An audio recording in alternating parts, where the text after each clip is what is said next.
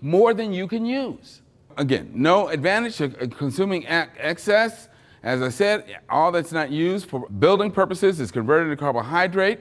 And again, this is why excess animal protein is so deleterious to our skeletons, because the sulfur that is in these animal proteins gets converted into a sulfurous acid, not sulfuric, which would melt our bodies, but sulfurous, which is a weak acid, but is acid nonetheless.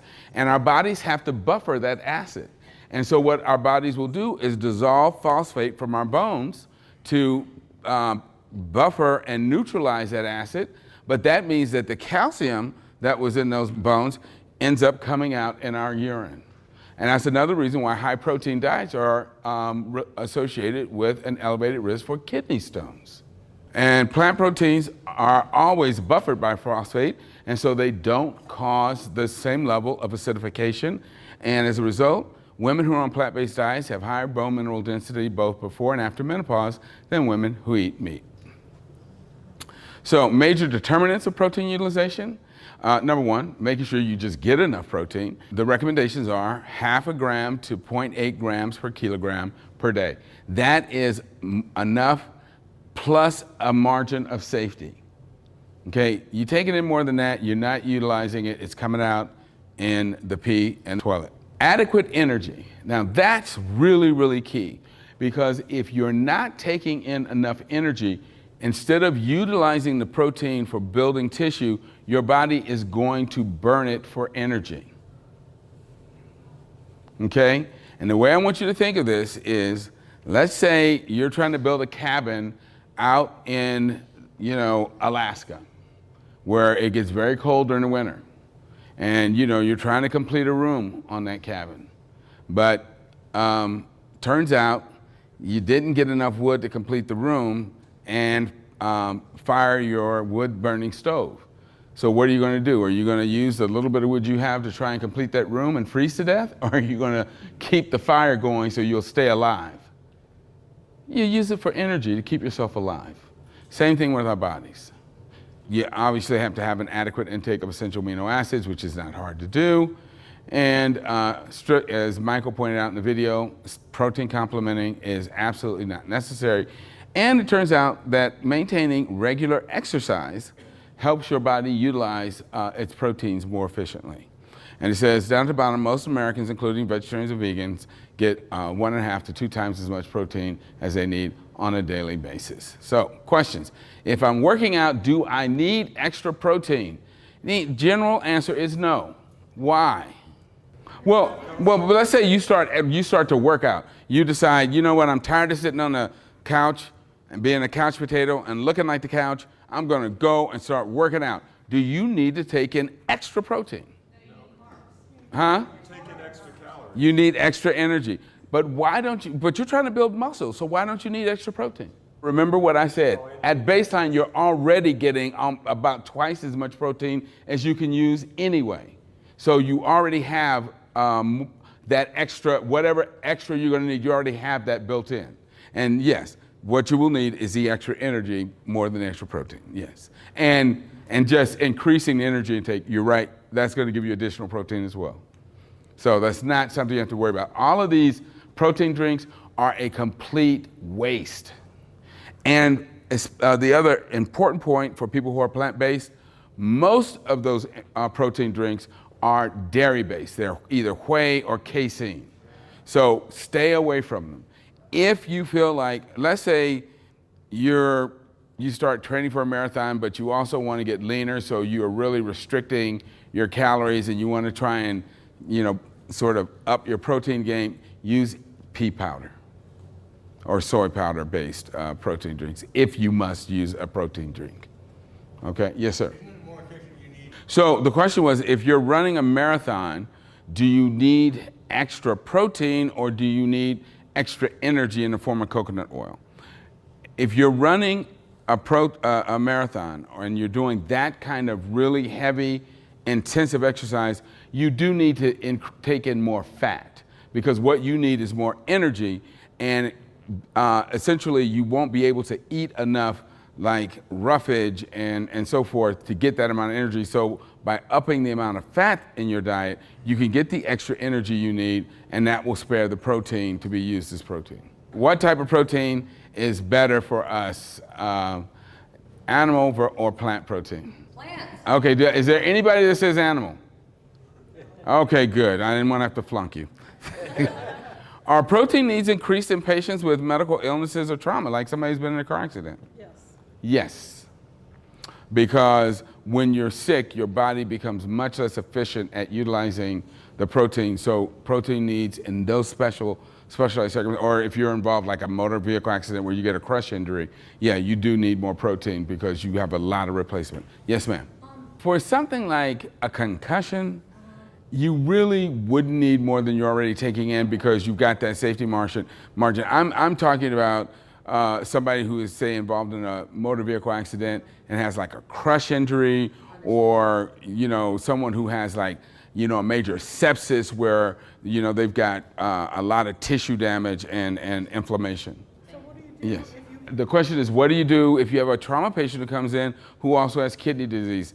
That's where you have to have a good nutritionist at the hospital, because you have to figure out how to balance the extra protein needs without overwhelming that patient's kidneys. Yeah. Yes, ma'am. What about elderly? Sure. So the question is, what about elderly people who may not be absorbing protein well? There really isn't a sound reason why even an older person doesn't absorb protein unless there's something wrong with their digestive tract. So if I had somebody brought their elderly parent in and said, my mom is losing weight and we don't think she's absorbing her protein or whatever, I would look for a problem in the digestive tract, such as bacterial overgrowth or something like that that's interfering with the ability of her intestines to do their job, because otherwise she should not have a problem with absorbing her proteins. And can protein be burned as protein? Y'all answer that question for me. No, exactly. It's got to be converted to carbohydrate first. All right, it says these new food labels are a bit more candid, but don't let that scare you. I wish they would put that out there like that. Traditional Western dogma says that animal protein is higher quality because it's close in composition to our own tissues. This notion grows out of the faulty assumption that it is always best to consume proteins that are close to our own tissues. Well, that's a reason to eat each other, okay? I mean, really, that's an argument for cannibalism. Cow, pig, chicken, and fish flesh is not human flesh. The largest, strongest land animals are all strict herbivores, so it's not necessary to eat flesh to make flesh. The best human flesh is made by providing our bodies with the amino acids it needs in appropriate amounts, and it'll do all the rest. All of the research shows that plant proteins are the best for our health. Yes, sir? I think that's what's triggering a lot of That is absolutely true, and we're going to talk about that. So what he said was that he thinks that a lot of the problems that we have with the diseases we're seeing, including autoimmune diseases, is because we're consuming animal tissue, and that's absolutely true. So animal protein has been linked to a number of diseases, including heart disease, cancers, diabetes, osteoporosis, prion diseases, Alzheimer's and other dementias, high blood pressure, stroke, kidney failure, kidney stones, dysentery, foodborne illnesses. Both meat and dairy are potent cancer promoters, and then studies suggest putrefaction of animal protein residues in our colon releases toxins that exacerbate problems like depression, mood behavior disorders, ADHD. The amino acid composition of animal protein also increases something called homocysteine, which damages not only our blood vessels, but also our bones, and hurts our brains as well. Clearly, wrong signals lead to disasters. So, at what point in these animals' lives do they eat animal protein? When they're babies. All right, I heard none, and then I heard when they're babies. Let's come to, you guys talk amongst yourselves, and then give me one answer. When they're babies, exactly. And because of that, right. And so, but what that means is animal protein for plant-eating animals is a growth signal. Wrong signals end up giving abnormal growth and poor health. Herbivorous mammals should only be exposed to animal proteins during early infancy when they're in their rapid growth phase. Animal protein is a potent growth signal to herbivorous animals. If herbivores are exposed to animal proteins when they're adults, it activates oncogenes or cancer genes that can lead to abnormal growth and lead to tumor development and cancers. Okay, because as an adult, your cells should not be trying to grow. Is that this is key. I want everybody to really get this. Does this not quite make sense to anybody? Honestly, do not be afraid to ask questions, because that's why we're here, is to get all of these questions answered, make sure everybody gets this. Because I want you all to run home and get on the phone with your relatives and say, stop eating that shit. You're stimulating cancer cells. The question is, he heard that methionine restriction or limitation helps prevent cancer development, but what's confusing is methionine is an essential amino acid, right? And if it's essential, why is it that limiting it helps you be healthier? So, does anybody use heating oil here in their homes, or propane? Yes. Okay. How often do you purchase propane? The truck comes about once every 5 weeks. Okay, every 5 weeks. And about how much do you purchase? I don't know. Okay. All right. Well, let's say every 5 weeks she purchases 40 gallons of propane. And that helps you run your stove, heat your house, everything's cool, right? Well, I tell you what, we're going to start putting in 120 gallons of propane in your house every 5 weeks. Okay, we're just going to stuff it wherever we can find it. What's going to happen to her home? It's going to blow up. Okay? It's a similar thing. When you take it in the right physiologic amount, your body utilizes it and does what it's supposed to. When you start getting too much, you stimulate these cancer genes. Is that clear? All right. And we'll see that a little more clearly as we move on. It says backwards and completely wrong. Plant-based diets are often discussed in terms of being as good as meat-containing diets, but this is absolutely backwards. It turns out that, as we know, research shows that plant-based diets are healthiest for us, but the early researchers got it wrong. Common myths and misperceptions that still exist about plant-based diets is you can't get enough protein on a vegan diet. We know that's not true. Plant proteins are not complete. We know that's not true. Animal protein is better quality. We'll talk about why that is complete male bovine fertilizer. Calcium is hard to come by. We've already dismissed that one. And it's difficult to build muscle on the vegan diet. And we'll look at some evidence that that's not true. So looking at plant versus animal protein effects, early nutrition researchers discovered that animal proteins had higher percentages of certain essential amino acids. Okay, and that's true. Animal proteins do have higher amounts of specific essential amino acids. And they assumed that meant that those proteins were better quality. And they assumed this because they assumed that the closer the animal protein was to our own tissues, the better it was for us. But as we already discussed, that's an argument for cannibalism, which doesn't make sense. I already mentioned for a plant-eating mammal, animal protein is a growth stimulant and a growth signal. Therefore, and animal protein turns on growth genes called TOR genes, and we'll talk about that, which increase levels of growth hormones like insulin, like growth factors and others in these animals.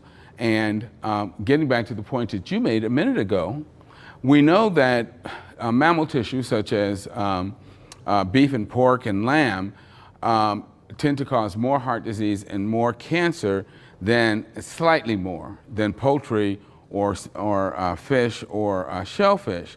And I think that the reason that these other types of flesh is somewhat less carcinogenic is because their tissues are actually less like ours than the mammal tissue. So TOR genes function as master regulatory genes for cell proliferation and growth. So when TOR genes, and TOR stands for target of rapamycin, and how did it get that name? Well, when people started transplanting kidneys, they came up with this drug, rapamycin, that helped prevent organ rejection. But what they discovered, to their amazement, was that when they gave people rapamycin, it actually caused skin cancers to regress. And they're like, oh my God, what is happening? And they looked for the enzymes and the enzyme systems that this rapamycin was targeting, and they realized that it was these growth genes, and they called these genes TOR, target of rapamycin. And normally, these TOR genes are only active during our rapid growth phase as infants, and animal intake increases TOR activity, and the essential amino acid leucine has the greatest stimulatory impact on these TOR genes and their expression and activity. Well, decreasing animal protein intake decreases TOR activity. It also suppresses insulin-like growth factor levels. TOR genes are upregulated in human cancers. They're also covered in IGF-1 receptors. Human cancers are. IGF-1 levels have been shown to be 9 to 13% lower in vegan men and women versus people who are eating meat. And in one landmark study that lasted for 18 years, people with higher animal protein intakes had a 75% higher overall mortality and a 4-fold increase in cancer death. Well, why is that? What the heck is going on? Well, again, the reason early nutrition researchers thought that animal proteins were higher quality was because they had more leucine, right? And because leucine was an essential amino acid, they thought more is good. No, more is not good. Mammalian milks have a lot of leucine. Why? Because mammalian babies are supposed to be growing. But so let's just think about a cow. When a cow is a calf, it's going to be drinking milk, it's getting a lot of leucine, it's telling its body, grow, grow, grow. That's exactly what should be happening. But what happens once that calf gets to be an adolescent and then an adult? It switches to its normal diet, which are plant foods, which are much lower in leucine. It's enough leucine to keep it healthy, but not enough to make it develop a cancer. You get it? That's why the plant proteins are better. This is why the animal proteins cause cancer development. This is why the plant proteins are protective. They have enough leucine to keep you healthy, but they don't have so much that they turn on cancer genes. Any questions about that? Yes, sir. So what you're really saying is the cows are smart enough to get off the milk, but we're not smart enough to get off. Well, actually, all mammals except humans are smart enough to get off milk. Absolutely. That's the entire issue. But that's also why we shouldn't be eating these other animal proteins either.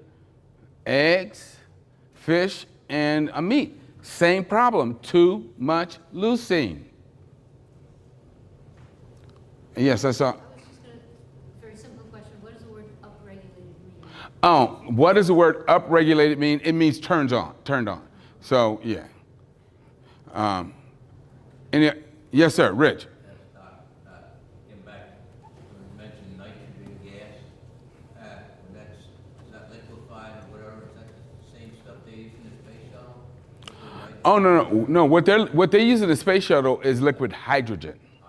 Yeah, because they use liquid nitrogen to remove like moles and warts, because it'll get very cold, but it won't react with your tissues. So that's why they can freeze things off. But it won't ignite because it's inert. It won't react. Liquid hydrogen will explode. Yeah, it's like a super Hindenburg. So again, TOR genes are upregulated in human cancers, meaning that you look at those cancer cells, those TOR genes are very active. Why? Because they're telling those cancer genes, grow, grow, grow, grow, grow. Leucine has the greatest effect.